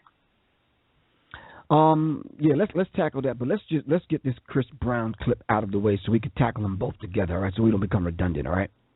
Okay, cool. But just so you know, it's not Chris Brown speaking. It's actually a sister who is a short clip of a sister who's relaying what took place. I have the article of Chris Brown where he, what he actually said. All right. Can you follow it up with? Can you follow the clip up with that? Yes. All right. Cool. Sit tight. Hey guys, it's your girl T. So if you guys haven't heard, there's this really controversial story that I was just sent today. And basically, Chris Brown did an interview with The Guardian. It's a long interview, but in that interview, there was a snippet of the interview that's bothering quite a few people. Basically, Chris Brown is bragging about losing his virginity at 8 years old. So I'm going to go ahead and post you guys a little article right now. I want you guys to read this, and then I will come back with the rest of my commentary. Really short. She'll be right back. Okay, so you guys just read the article, and basically, so in that article, Chris Brown is talking about how, he was able to perform at 8 years old because he had been watching porn, and, he was just so ready because he watched his older cousins, and he ended up losing his virginity at 8 years old to a 14 or 15-year-old girl. He really can't remember her age. And I just kind of feel like that part was just kind of disturbing. As you guys know, my little baby just turned 8 today. It's his birthday. We had his party for him over the weekend, so my son is 8 years old. And I was looking at him in the car like, I couldn't even imagine the hell. He's into his Naruto and Bactagons and Ninjago and the little Lego guys. He's into all that stuff. He's not into girls yet. It's like I couldn't imagine my 8-year-old out here having sex, and let alone having sex with a 14-year-old girl. And I just feel like for them to put the interview out there and for him to talk about it and brag about it like it's just okay. Like, boo, you didn't lose your virginity at 8. If you were sleeping with a chick who was 14 or 15, she was molesting you. You know, and for him to try and act like it's cool, I don't understand why dudes do that. I know a lot of dudes who, you know, lost their virginities young like that at like 9, 10, 11 years old, and they talk about it like, I lost my virginity when I was 7, 8. No, you were molested. You know, and I don't understand why society doesn't treat it like that. And the way it was printed, almost like he's bragging about it or like it's cool. Now, I understand that's his life and that's something that he went through, but don't brag about it like that's just the it. Like, I probably would have just kept that secret to myself. You know, I remember a few years ago, Lil Wayne came out and was talking about how he lost his virginity at 11 years old. You know, you would think at that young age, 8, 9, 10, 11, they wouldn't really know what they was doing, but damn, I guess they do. You know, Chris says him having sex at 8 years old has made him a beast in the bedroom. And I guess that's why all these chicks from Rihanna to Karrueche and whoever else keep fighting over him. You know, so I was just kind of surprised when I read the interview, the way they put it out there. And I wonder if it was a woman talking about losing her virginity at 8 years old to a 14 or 15-year-old boy. I wonder if it would be received the same way. I wonder if people would give her props on the back, like, oh, you lost your virginity at 8. Oh, you go, girl. You know, like people would be trying to hunt down the guy who supposedly had sex with her, you know, at 8 years old, and they probably subpoena her and try and find out who took her virginity just so they can arrest him and throw him in jail. You know, but when it's a woman doing it to a child, it's almost like it's looked at like it's okay, or like, you know, it's just a child learning how to be a man, and I just don't find it funny. I don't find it okay. I look at it like it's molestation. I wouldn't be cool with an 8-year-old girl losing her virginity to a 14-year-old, nor would I be cool with an 8-year-old boy losing it to a 14-year-old. Now, I can understand if he was 8 and he was sleeping with another 8-year-old, that's disturbing in itself, but I could even see that. But you talking about a 14-year-old girl? Nah, you was molested, dude. You was not having sex. You was not putting it on her. She was molesting you, point blank, period. You know, I think it's really disturbing that he put it out there like it's okay. And it just kind of freaked me out because, like I said, my baby just turned 8 and I couldn't imagine. You know, I had to ask him, like, you got a girlfriend? He was like, no. I was like, okay, you keep it like that. You don't need no girlfriend right now. You in 2nd grade. We're going to focus on your books and reading and everything else. You know, 8 years old to me is just way, way too young. But, again, I know I've heard stories like this before of young guys losing their virginities really young to, like, a babysitter and things like that. So, anyways, go ahead and leave a comment. What do you guys think about Chris Brown's confession in The Guardian? Do you feel like, you know, it was just him losing his virginity at 8 years old? Or do you feel like this man was molested by a 14 or 15-year-old girl and that he just doesn't realize it? And how do you feel about boys that young having sex? Do you consider it molestation if it's with the older girl? Do you just feel like, you know, that's what the young boy wanted, or that it's okay because it's a girl? And if you feel like it's okay, would you be okay if it was your 8-year-old daughter having sex with a 14-year-old boy? So let's go ahead and start discussion on my channel. All right. This is... All right. So here's the actual quote from The Guardian. He lost his virginity when he was 8 years old to a local girl who was 14 or 15. Seriously? And this is Chris Brown. Yeah, really. He grins and chuckles. It's different in the country. Brown grew up with a great gang of boy cousins, and they watched so much porn that he was raring to go. By that point, we were already kind of like hot to trot. You know what I'm saying? Like girls, we weren't afraid to talk to them. I wasn't afraid. So at 8, being able to do it, it kind of preps you for the long run. So you can be a beast at it. You can be the best at it. But you know how Prince had a lot of girls back in the day? Prince was like the guy. I'm just that today. But most women won't have any complaints if they've been with me. They can't really complain. It's all good.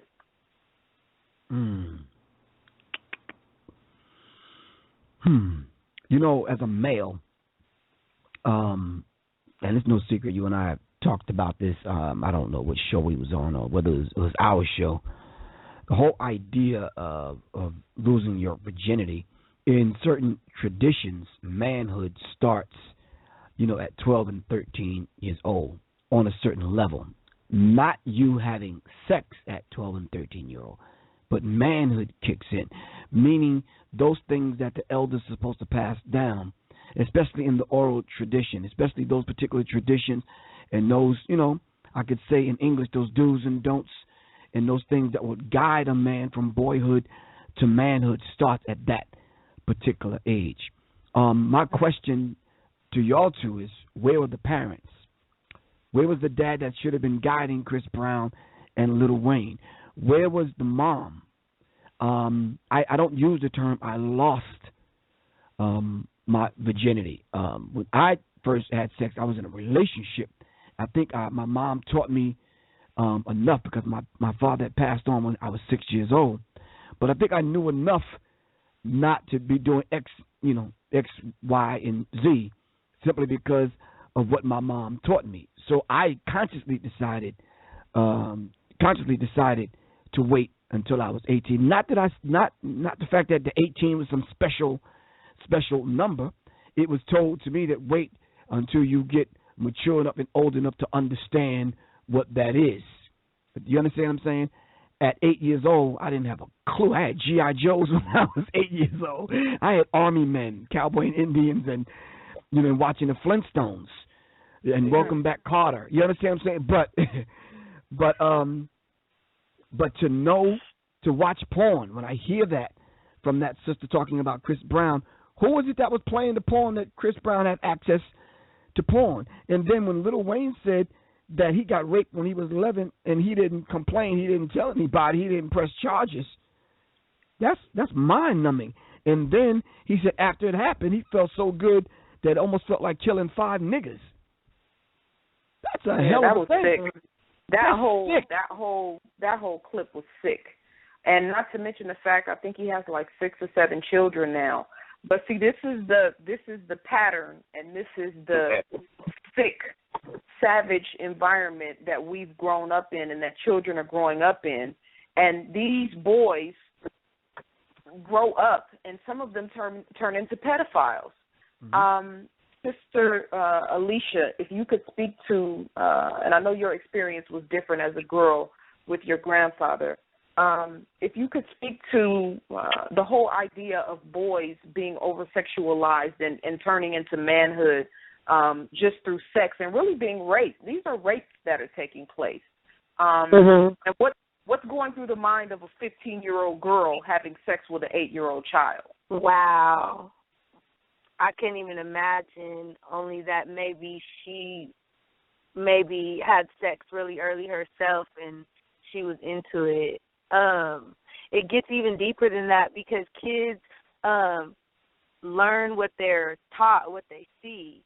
So even as a young child, I remember being in kindergarten, and I remember when the teacher wasn't looking, I'd pull a boy around the corner and kiss him, or we'd lift our shirts up and rub our stomachs together. So it's like we seen that from somewhere. So even if our teacher would have paid attention to it, she might have thought it was nothing, but we seen that from somewhere. We learned that from somewhere. And so we seen sex early. So you think it was learned behavior and something you was imitating because it was something I was imitating. Right, but as a male, when your sexuality is turned on, and I'm not speaking from experience, but when that is turned on at an early age, it is so difficult to turn it off. Yeah. It is very difficult for a male to turn it off.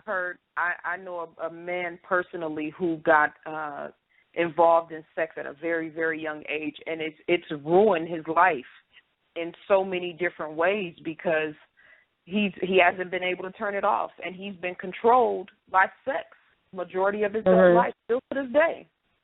Wow. Sis, let me read you this email I received from a brother who's actually out here in the Bay.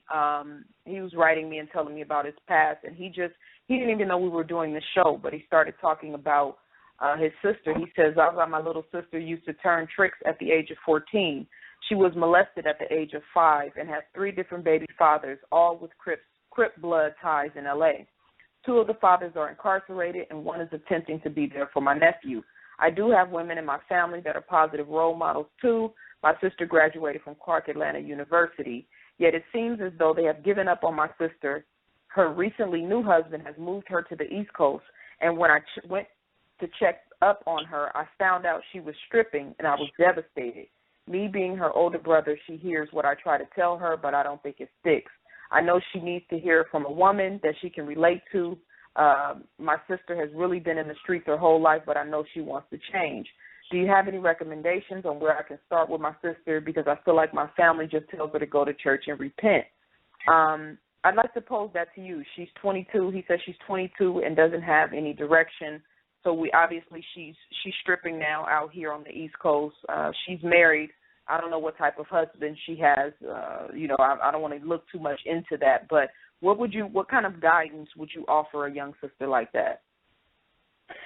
So to me, it seems as though she doesn't know her worth, because I also read in a book that when you are molested as a child, you are getting sexual acts performed on you. So when you get older, it actually says that you believe sex and your body is the only thing that you have to offer. Real deep, because they say a lot of strippers and prostitutes were molested or raped when they were younger. So it's like they have to know that even though they were molested when they were younger, that wasn't their fault. The person that did it to them was sick, and they're more than that. They're way more than that sexualness. Yeah, we did an interview recently where we were talking about tying the sex trafficking trade in with the whole stripping industry. And me being in Atlanta now, being from California and going to Atlanta and seeing the number of strip clubs that are just within arm's reach is astounding. There's an article on Forbes.com. It says, according to an ongoing study conducted by Black Women's Blueprint, 60% of black girls have experienced sexual abuse before the age of 18. They did a study on 300 black females who participated, and that number is probably a lot higher. What do we say to women who are caught up in the stripping industry, or, and there's a sister named Aleesha Rudd, 8 years old, who they believe has been sold off into, sex trafficking. So, it blows my mind, especially as a mother, that there are men or women or devils, whoever they are, that actually want to purchase an 8-year-old child for sex. Yeah. What do we say to these young sisters who are out on the street selling their bodies, or the women who feel like this is their way of being independent and making money in the strip club? How can we reach those sisters? Man, unfortunately, just like you said, how people glorify and make it seem like as a male, the earlier you have sex, the bigger the man you are. The same thing goes for the strip club world. If I go to a 9 to 5, people call me a square. But if I go be a stripper, I can meet Drake, because Drake is the strip club. So it's just kind of like that's clouding people's judgment, brainwashing it. It's real deep. So let me ask you something. Have any? I wanted to ask a question. I had it on the tip of my tongue. I have it written down, but I'm kind of hesitant about asking. Is it possible to ask you about? Can I ask you about your relationship? Yeah. Oh, okay, cool. How did you manage to move forward and educate your mate? In reference to the healing. Excuse me? Oh no, I was going to answer, but I was listening. I want you to finish what you were saying. I had to formulate it that way to really ask the real question in reference to healing, because to explain it to him, to get him to understand in order to help you heal. I'm sorry. Go ahead. And I would love to answer that question for you. Okay. See, the thing about it is that victims of abuse, we suppress everything that happens. It's like, who wants to remember or imagine a time that their grandfather showed them a porn magazine, or, their mom touched them in an inappropriate place? Nobody wants to remember that, so we suppress everything. So even growing up in high school, when I had different boyfriends, I couldn't even look a boy that I liked in his eyes for more than 2 seconds before I had to turn my head. I didn't kiss boys. I didn't even lose my virginity until I was 18. So while all my friends were in high school losing their virginity at 14, I was over there scared. And I always kept it a secret. And whoever I was with at the time would ask me, why can't you look me in the face? Why can't you kiss me? And I never told them. But now that I'm an adult and I'm more stronger, I told my boyfriend what happened to me, and it actually feels a lot better because I've got to tell him about it. We're closer because he knows, and now he understands why I might, jerk away if he touches me or something. So it's actually real good to confide in your spouse and tell them exactly what's going on. Did it help? Not only did it help in the healing process when it came to you, to him understanding were you able to move forward and understand some deeper things about yourself? Yeah, I think so. Because, like I said, a lot of people suppress it and they don't talk about it often. And you think that's going to heal you, but really what heals you is talking about it more and more and more, because that's what's even helping you understand it. So even him and my TellSomebody movement, he's actually the one that helps record all my videos and take my pictures for me. So he's just involved in my movement as I am. That's good. That's good. He's actually the one on the flyer that you guys posted. Wow, that's great. So yeah, he great. supports me a lot. So you got to tell. Good job, brother. Good job, brother. Good job. Real quick before okay, good. Yeah, good job, brother. Real quick before we start to take some callers, I just wanted to say that it's important for us as Black people to understand that this is a generational problem. And this problem is actually rooted in slavery. Our sons and daughters, as well as our men and our women, were being molested for 400-plus years on the plantation. And as we know, we've talked about already, that, most children who are molested become pedophiles somewhere down the line. So for us, we talk about the generational secret. I wrote down when you were saying that it's a different form of being scared to confront your oppressor. So it's the mothers, grandmothers, and the aunties and the uncles and all of these people who are hiding this secret, this thing that's been going down in the family line for years and years and years. It's all of us really tied back to slavery, us being scared to confront the original oppressor who first started raping our daughters and our sons. There was never a history of our people, men and women, molesting our children before we came to this country.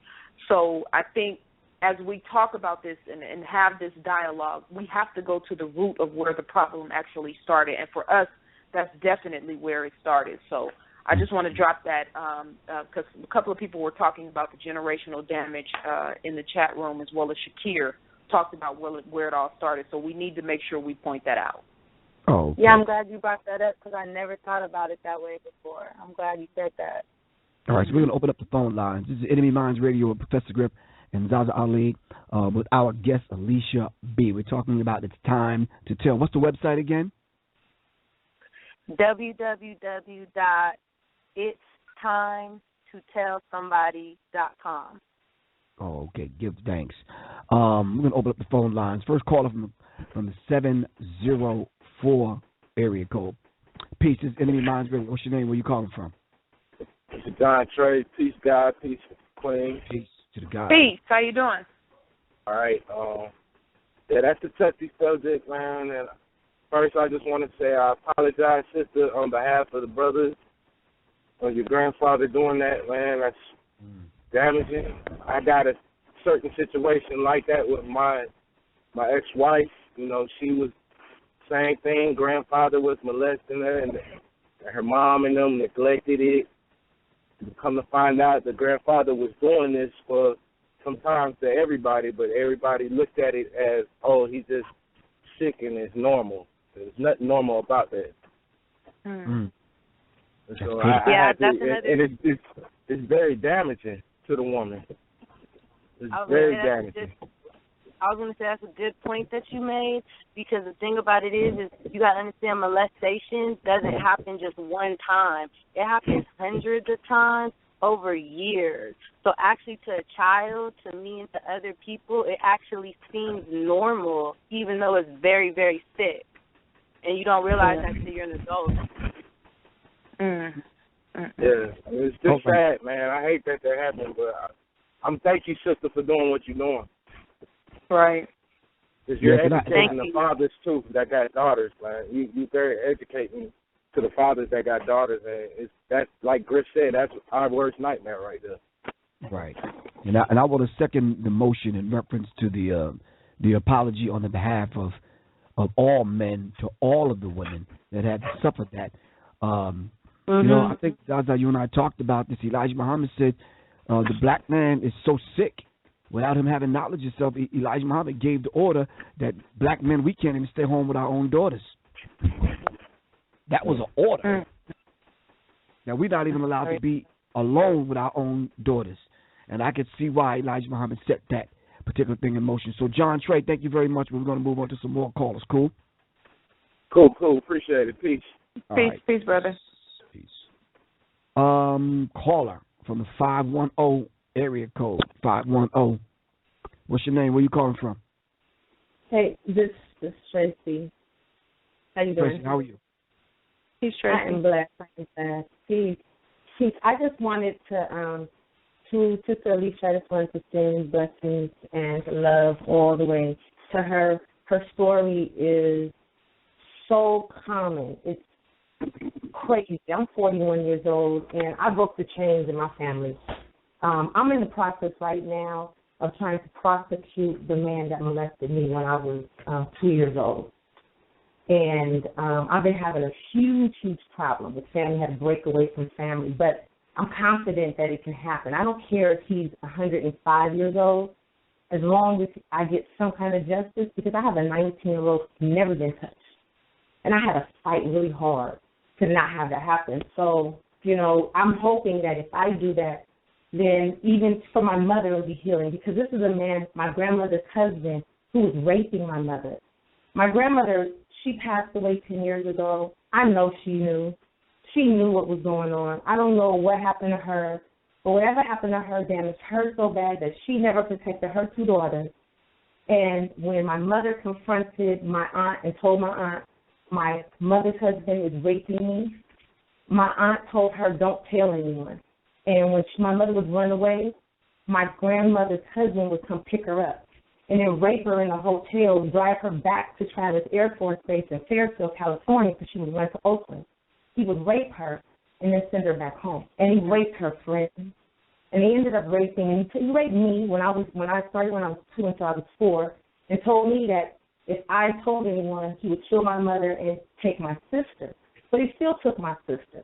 And the thing that we have to realize is that when that lie is told to us, they always take everyone. They don't stop with you. They do not stop with you. And to all the women that allow it to happen, they know what's going on. Right. So and Tracy, we're having our daughters. Yeah, I can't even fathom as a mother. I mean, Griff, my son, I move mountains for my son. Like, if something is wrong with him, I am just spiritually and mentally and emotionally, and I can't deal when my son is something's wrong with him. So for women to know that their children are in harm's way and allow it, it's. But we're hating out the daughters. Well, not saying me, but I understand what's happening. We as women are being thrust out into this world, and women are having children, and we're having them young because we're over-sexualized. So a lot of us are having them young, and then our daughters grow up to be mightier and more beautiful because we lose something. When you have to go down that road, and a lot of us don't go down that road that we need to. And when we get downtrodden and these daughters grow up and we can't get a man, but that man, and I'm telling you, sisters, see, what I did, the reason why my daughter wasn't touched, because I'm 41 years old, my daughter's 19, and I just now can start dating. I refuse to date. I repeat, in order to protect your daughters, if you do not have their father in the house, you should not bring a man into your home. He should not be sleeping in the house, getting drunk with you, doing anything, because when you are asleep and he gets you drunk, he will go up in there and stick his finger in your child's vagina or whatever, anus, whatever. It will happen. And that's what happens to and let me just say, and Tracy, thank you so much for your call, sis. We appreciate you, and I can feel your energy and your passion. For me, and me having a son, like in dating or whatever, I wouldn't go to the extreme and say don't date, to each his own, but you don't bring children around just any dude around your children. And I think that's a big issue. And it's not only a thing for women with men, but it's also men who have all these women coming in and out of their sons' lives that think it's cool to pull up on, you got a chick here and a chick there and a chick here and a chick there, and you bringing your children around all of these different women. We are psychologically devaluing each other when we do that to our children. So I'm with you 100% about not having men in the household, especially if you have a daughter. But I had a son. I never brought men around my son. That doesn't mean I wasn't dating or seeing somebody, but you're not about to be around my child like that. Thank you so much, Sister Tracy. Real quick before we go to the next caller, this is a quote from Imwali Mukebe Mani Baruti. This is the feminization of the African male, right, Griff? Yes, it is. Yes. Okay, cool. A number of sources show that the average child sexual offender commits sexual acts against between 70 and 380 children in his career. Usually, these pedophiles have abused somewhere between 30 and 60 children by the time they get caught for the first time. Also, let us remember that the 70 to 380 victims in a lifetime is not new. There's another quote in here.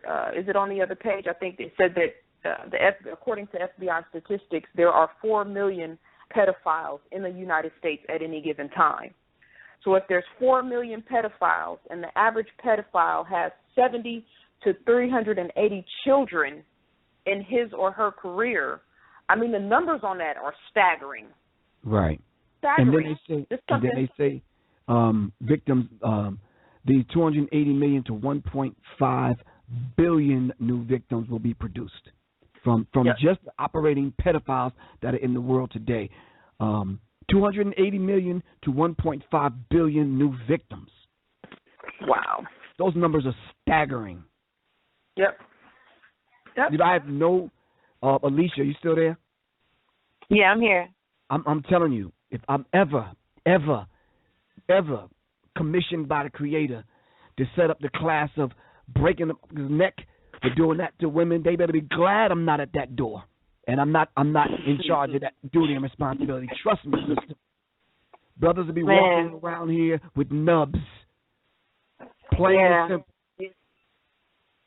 Anyway, let me control my. The thing about it is that I seen you guys doing statistics, so I got to jump through my statistics too. But I read that a child molester, before he's molested anywhere from 50 to 250 kids. Yep. That's way too many kids for one child molester to have molested. And so if the first, second, or third kid would have told, it would have saved 200 more kids from getting molested. Exactly. So the whole thing about it is even people now, my molester, he's dead. But a lot of people who've been molested, their molesters are still alive. So I also want to tell to the other survivors out there, I know you're scared. You might be scared, ashamed, embarrassed, shy. It's a lot of reasons why people don't tell. But if your molester is still out there and you still have time to tell as far as your statute of limitations not being over, you owe it to all the other little kids out there to tell, because right now your molester could be molesting other little kids and you could be saving other little kids' lives by telling. Right. What was the name of the group, ZaZa, that the boys were being molested? B2K, was it? Yeah, B2K. Yeah. Yep. That's critical. It's crazy. And I don't know if I can say this or not, but I actually know Omarion, and I actually was around him, and just even his whole demeanor, I could tell from just one survivor to another, even though he tells people he wasn't molested, I honestly could tell that he was. Just by the way I've seen him act, he still has a childlike demeanor in an adult body, kind of like myself. Wow. But, yeah. All right. Let's take a caller. Caller from the 267 area code. This is NMEMINDZ Radio. What's your name and where you calling from? Hello? 267. Hey. Talk to me. What's good? Hello? Yeah, you on the air, sis. Okay. All right. Can you hear me? 267. NMEMINDZ Radio. Can you hear me? We can hear you. You got the floor. What's on your mind? You got the floor. I just wanted the whole thing you guys were talking about, how it affects women's sexuality. And a few of my friends and I talked about this multiple times, people who have this dilemma in common. And we all basically feel the same when it comes to us not knowing how to express our sexuality when we become of age because of this. We don't know if we're being too much. We don't even know how to, I don't know, for lack of a better term, we don't know how we would please our husband or significant other because we're not sure, and sometimes we're turned off because of what happened as children, that we don't even know how to get into this whole, get in the mood or anything. It just, everything seems off because of it. And then you have over-sexualization in the media. And then you have grandparents who got married and had kids at 15 and 16. So everything just confuses us. And I'm only 20 years old. Like, it's so confusing because of what happened. I don't know. It's really difficult to explain, but right, let me ask I feel you like something. A lot of women who... Do you think that that women should sit in sister circles with older women in the group to help guide young women like you along through these things? See, that is where I get confused at, because I like to look to my the people in my family who are older for help, but it's like times are changing, and because of what happened to me as a kid, I could never see myself getting in a relationship at 15 and 16 and having kids, because it just seems, I don't know, it seems bad because of what happened to me. I understand it from their perspective because they grew up in an era where that was okay, but it's like now I feel like this era is in limbo. It's like we don't know whether we're doing something wrong. We don't know if this feeling should feel good or if it should feel bad. Everything just seems so warped and twisted. I feel like it's done that way on purpose, obviously, right. But well, I don't know. It's a difficult matter. Let me say this. If you are in that amount of turmoil and confusion about sexuality, then don't have sex. Oh yeah, of course. I feel that way completely. I just have worries for my future. Right. So let me finish off what I wanted to say with it. I would say start there, because obviously, as we've been talking about this, part of the issue comes in where people, those buttons and those feelings get turned on, and we don't know how to turn them off. I've said on the show, black women, a lot of us need to just close our legs and open our minds. So in pushing back from the whole sexual aspect, and it's really hard in a society because everything says sex, in pushing back from that and then kind of going within yourself, monitoring your thoughts. What am I thinking today? Why am I thinking this way? I keep beating myself up with my thoughts. Why am I so negative towards myself? I would say start there. If you don't feel comfortable enough to reach out to someone else for help or to sit in a sister circle, then sit with yourself in a quiet place and talk to yourself about what it is that you're feeling, your emotions. Start there, and you'll notice how negative your thought patterns are and why you constantly beat yourself up, or, it's fear, it's doubt, it's all of these different things. Sometimes we have to just sit back and kind of look within. So the whole idea of sexuality and what's too much and what's too far, put the brakes on that. Yeah, let's stop for a second. Like Aleesha was saying, like she was saying before, she had to kind of figure out what happened to her and use that. She was in a child frame of mind when she looked back at what happened to her. She had to get in an adult of mind to even deal with it. So if you're at that point, you might still be in a child frame of mind. And then, of course, I'd like to give Aleesha the opportunity to respond to what you said as well. Hi. Hello. You were talking about just like sex, the way you think about sex and things like that. Yeah, it's just it's really confusing and touchy topic when having something like that happen to you as a kid. Yeah, it is. Like I said, I didn't lose my virginity until I was 18, and even now at the age of 28, sometimes when my boyfriend texts me, sometimes it brings me back to a moment in my past, and I do get turned off or disgusted So I agree with ZaZa, just like she said, if you don't feel real comfortable with sex, then yeah, just wait until you're comfortable with it. Just wait. Yeah. Well, I really appreciate you guys. Sis, you can, I would, go to her website, kind of read her story. Oh, yeah, I visited her before. And then if you have my email address if you want to reach out to me. It's I know I may not be face-to-face with you, but I am here for you, sis.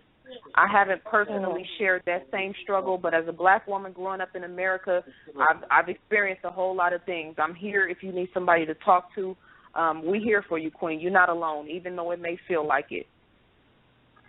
Well, I appreciate that, and I definitely will reach out to you guys. All right. Now, thank you very much for calling. Peace, Queen. Stay strong. You know something, I admire the women that are calling and just putting the story out there. So as we wrap this up, Miss Aleesha B, I want to personally thank you for being brave enough to open up this aspect of your life so that myself, ZaZa, and all of the people that are listening will extract the lessons from this and benefit from it. Even though it didn't necessarily happen to us per se, we can take your life lesson and story and what happened with you and pass that on and use it as a teaching tool for others. And we hope you don't mind and you push forward. So give the people the website one more time as we wrap this up. It's www.itstimetotellsomebody.com. And I also just wanted to say a lot of people write me and tell me I'm strong. And I want to tell the people that are listening the same thing I tell everybody else, that we are survivors, which means we are warriors. So we are all strong. Not just me, we're all strong. Right. So everybody got that in there. So yeah. ZaZa. Right. ZaZa. Yes. My aunt used to work at a clinic, and they mainly focused on sexually transmitted diseases. And she would ask the young girls that would come in to fill out the little form that they have to fill out, because they're just not handing out drugs. They have to give you an examination and that kind of thing. And when the young girls would not tell who the guy was that gave them the sexually transmitted diseases, they wouldn't refuse the treatment, but they would have to then do an investigation, and my aunt would have to pass that information on to the local police. And she said 9 times out of 10, the sexually transmitted diseases that was passed on through molestation, rape, and by family members. Wow. And yeah, that's another thing too. Right now we're talking to the viewers, but we're talking to the adults. But see, the problem is that as adults, we weren't molested as adults. We were molested as children. So even though I'm talking to the adults out there, I'm really trying to get a message to the children. And that's why I need to talk to Obama before he gets out of office or somebody, because I need to bring sex ed back into the schools, because kids need to know at a young age that it's okay. And just like you said, they said 50% of the molesters are parents. So how is a parent going to teach the kid it's wrong if the parent's the one molesting them? So if they're not learning from the parents or the schools, they're never going to know it's wrong. So I got to get in the schools and I got to get talking to these kids. But from now, I got to do these videos and keep talking to these adults, because that's the only way I can get to the kids right now, is just trying to bring awareness to the adults. Well, believe me, you would be surprised how many young people actually can have access to you by using the internet. And I would second that idea of you getting into the schools, because sex education is being taught in the schools, but perversion is also being taught in the schools. Right. And that's something that we have to be very mindful of. Our children in these public schools, the sex education that they are teaching them is a level of perversion. We have to be mindful of that. But I just want to thank you so much, sis, for coming on, not just on this show, but for being so courageous and so bold in telling your story. You are going to help so many people. I can't tell you how far your voice is going to go. So everybody go to the website. She's selling T-shirts. There's also a donation button on the page. And because we know what it takes to dedicate your life to a certain cause, I know that you have a daughter, you have things that you have to take care of. So go buy the T-shirt. If you know somebody that's actually been a victim of molestation and they're struggling with how to deal with it, I say send them a T-shirt. And in sending them a T-shirt, you can lead them to Sister Aleesha and to her story, and maybe they can build up the courage, if not to tell somebody, at least to build themselves up and to heal. So, again, thank you so much, Sister Aleesha. Peace to you and your beautiful daughter, as well as your father, as well as all of the people in your circle who love you and who support you, and anything you need as far as getting your information out or promoting your work. We're here for you at NMEMINDZ Radio, and we love you and we appreciate you. We love you to life. Thank you, too. And tell your handsome, strong boyfriend that we said peace, man. It's a good job that he's doing standing. And he got your back. I know. Okay, yeah. And, all right. And thank you guys for bringing me on the show, too. I really appreciate it. I just love the support I just am getting from everybody. So thank you. All right, cool. You're helping me save lives also. We're all saving lives together. That's what you're doing. Thank you so much. We appreciate you. Keep up the good work. Thank you. All right. Peace. Take care. All right, peace. All right. Shakira's in the chat room, like, take my call, take my call. You want to bring him in real quick? Yeah, of course. Let me find Shakira. All right, cool. He'll be $3, man. Hold on for a second, man. Everybody owes you $3. Thank you. Shakira the General, what's good, man? Peace, God. Peace, Queen. I just want to say real quickly. Peace. I just want to say real quickly. If you ever look at the movie Mandingo, you will find there where they used to set up like little Super Bowl audiences to watch, to make the black man and black woman have sex, and they would act like it was a ticket to a sporting event. Then after that, in the same movie, they would show the slave master in the same bed sleeping with the black woman and the black man at the same time. And then when the master would beat the hell out the woman, the man would say, "What did you do to make master so mad?" And then when the white man would beat the hell out the black man, the black woman would go to the black man and say, "What did you do to make the master so mad?" Have them compete for his affection. This is a deep-rooted problem, so much so that the black psychologists in America said it's a wonder why black people ain't blown up the damn planet. Excuse my language. Because really, after slavery, see, whenever there's a mass shooting at work or in a school place at the university, they send them then in school they send the doctors and sociologists and psychologists to deal with the trauma. But post-slavery, nobody ever sent psychologists and sociologists to the black community to deal with all the breeding that they did. They bred mothers with sons and fathers with daughters, and that went on in 420-some years, 30-some years. And it's so much fact that my grandfather and grandmother, when they found out that my uncle, I ain't going to say the city, particular town in North Carolina, that my uncle was dating a woman from this particular town, they had a damn fit. They said, "Oh, he dating who?" He said, "No, you come to find. I just found this out less than a year ago. That the reason why people don't let people date people in this particular town in the state I'm in is because there is a big epidemic of incest in that town." So are you saying that could be a relative that he's dating? No, not just a relative, but it was from slavery, from the interbreeding. Okay. And it's still going on to this day. That's why I say you got to be careful. Everybody on the planet not human. You got to be careful who you lay down with. Right. Exactly. Right? And now to bring this on full circle, Lord, when I told you about me talking to a particular friend coming in, like that sister just said, now I'm finding out that she has been molested by her grandfather. Wow. This stuff come full circle. You can't get away from it. That's why you got to be particular how you handle women. And Griff, I'm with you. When I told my father how old I was when I lost my virginity, he laughed at me. He said, "Oh, you was a good one." What do you mean by that? But then my mother was an alpha female, right? So when my mother said, when I was 13, getting ready to turn 18, my mother was talking to my father in New York on the phone. And she said, "Gwen, you know that boy old enough to have make babies?" She said, "What? What?"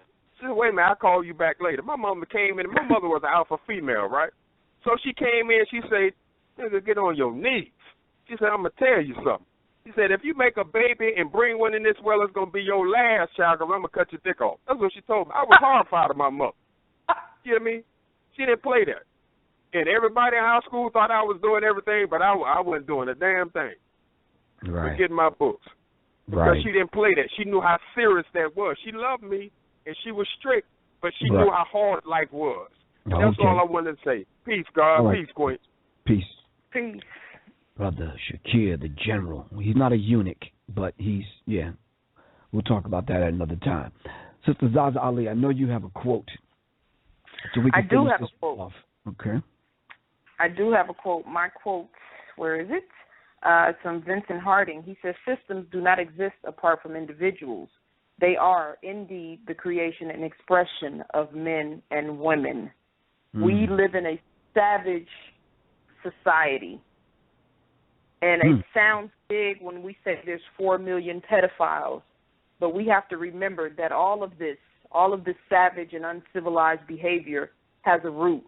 And there are individuals as well as large entities and corporations and whatnot. We've talked about the government being involved in sex trafficking and whatnot. So this conversation, while it's immediate and intimate in the black circle, it's a product of a larger civilization. Well, I can't say civilization, a culture that we have been, stolen and encapsulated in. And we have to be mindful when we teach our children. Yes, beware of uncle, beware of, different people in your inner circle that may harm you. But where did we get this from? Where did this come from in order to break those chains? Right, exactly. My quote comes from Yousef A.A. Ben-Yochannan, The African Origins of the Major Western Religions. He says, truth is a continuous examination, and fact always supersedes belief. Fact always supersedes belief. And we need to understand that to the depths of our being and our souls. Here on NMEMINDZ Radio with your host, Professor Griff, and Miss Zaza Ali. As we put a close to this one, it was a very interesting conversation. It's time to hear what our guest, Alicia B, telling us and sharing with us her experience and her story about being molested by her grandfather.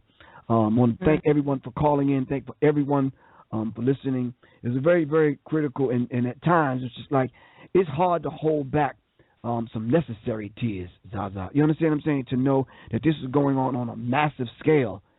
And we need to have this show 24 hours every single day for information like this, because where else are we going to have this discussion? I want to say one thing to Aleesha B. She might want to be a little bit careful to take this, to try to talk to Barack Obama and these characters to try to get this in the schools, because she can't have this level of conversation in the school. And you need to talk straight to young people and speak truth to power. That's what I was thinking. She's unfiltered right now. Right. I'm gonna try to put restraints on her if she ever gets in that cipher. But her path is being laid out, and I'm pretty sure she'll heed the signs as they come to her. This one topic. It's funny because I hear so many people talking about. And, I always say it, the economics and we need institutions and things like that, but we are dealing with broken people. Right. Hurt people, as somebody quoted in the chat room, quoting Anthony Browder. We're dealing with people. So until we fix and heal all of the issues that we have that stem back from generations ago, we can have fancy buildings and go in there and turn them out and tear them down so fast, like we've continuously been doing for some time now. Right. So this was a great step towards kind of healing some of those issues that we have. Just having this conversation in itself, I know it's going to help a lot of people, and we appreciate everybody for chiming in and for sharing the story. All right. So on May 23rd, we have Dr. Francis Cress Wilson coming to Atlanta, Georgia, the Divine Goddess Principal. Also, guest speakers Marimba Ani and Miss Zaza Ali. That's May 23rd, Saturday, May 23rd, in the ATL from 2 to 8. Advance tickets, go to eventbrite.com. Look up the Divine Goddess Principal. All right, Miss Zaza Ali, peace. We'll talk. Peace. Peace. Come on.